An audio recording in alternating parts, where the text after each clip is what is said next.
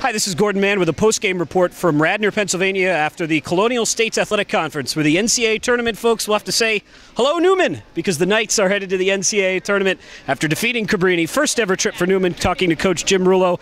Coach, these are kind of standard questions, but with the way this game went, you're down 10 at the break. Tell me what you told them at the break, and then we'll talk a little bit about what you told them after overtime. Yeah, I think when you look at the first 10 minutes of that first half, we can't play at that level of in the high 90s with them, and we kind of were happy to only be down 10 at half, and we thought that towards the end of the first half we got a little bit of momentum, and we were able to get some stops and kind of cut into that lead that was higher than 10.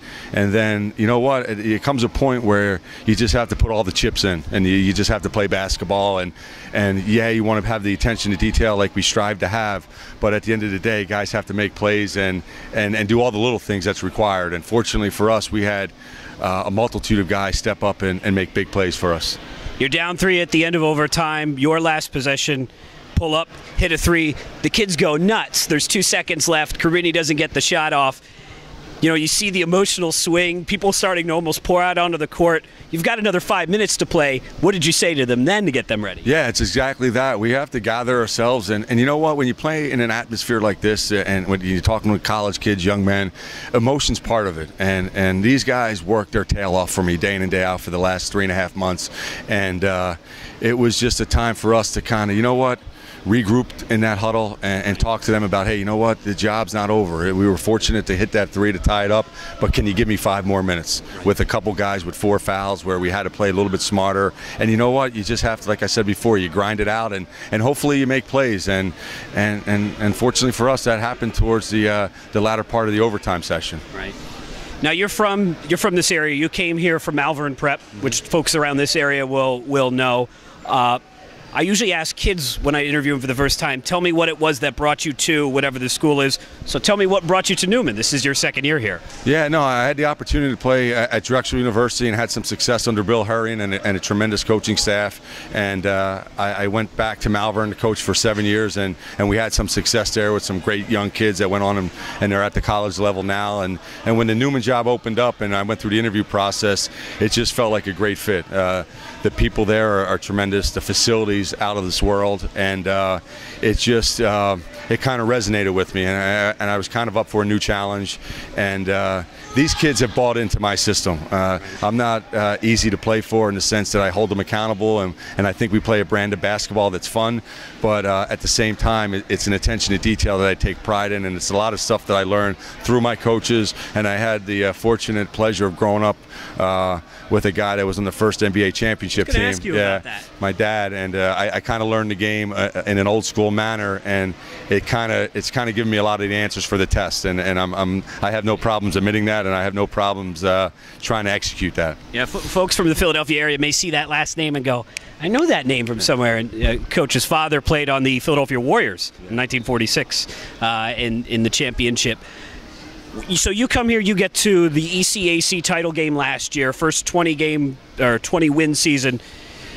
2-part question. I'm always curious about the ECACs. Is how big a opportunity is that for you? Because some people will look at that and go, it's not the NCAA tournament.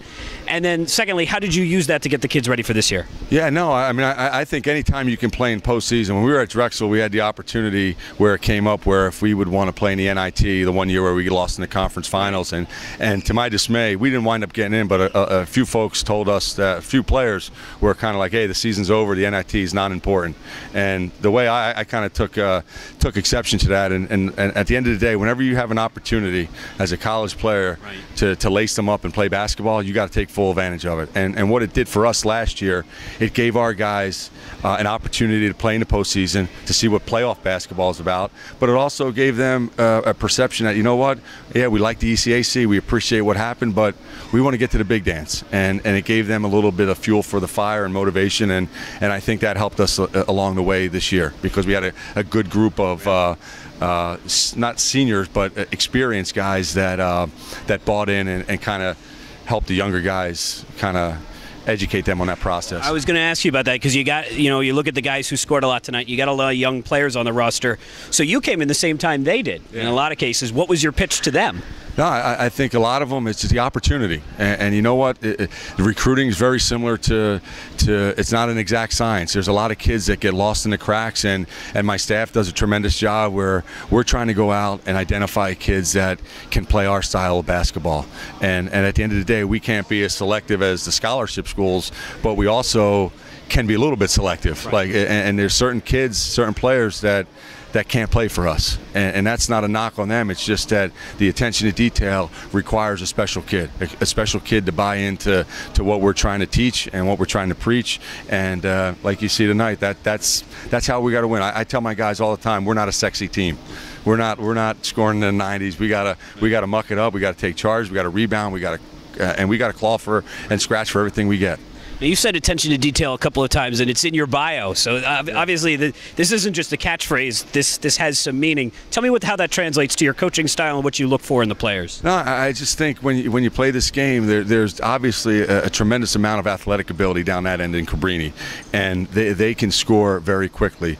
But at the same time, I think if you are able to force them to do things that they're not uncomfortable or they're uncomfortable doing, and you're forcing the wrong people to shoot at the wrong times, that comes into your play. And that's part of the attention to detail that I communicate to my guys. You know what? There's multiple ways to skin a cat, and we can't allow them to play to their strengths. Try to make them play to their weaknesses, and if you do that more times than not, I think you come out on the right end of things. Let me ask you this last question. I look down your roster, and you have very deep roots here in Philadelphia. You played at Drexel, which is in the city of Philadelphia. Your father played for the Philadelphia Warriors. You coached at Malvern Prep. If I look down your roster, I see Simon Gratz, I see Vo, I see a lot of these familiar high school names. And same for Cabrini, and same for a lot of the schools in this area. So if you're talking to somebody, like our audience, a lot of them are not from the Philadelphia area, you would say Philadelphia high school basketball is? It's competitive. I think I earned my stripes at the high school level when you coach against guys like Speedy Morris, Jim Fenerty, Joe Dempsey at LaSalle.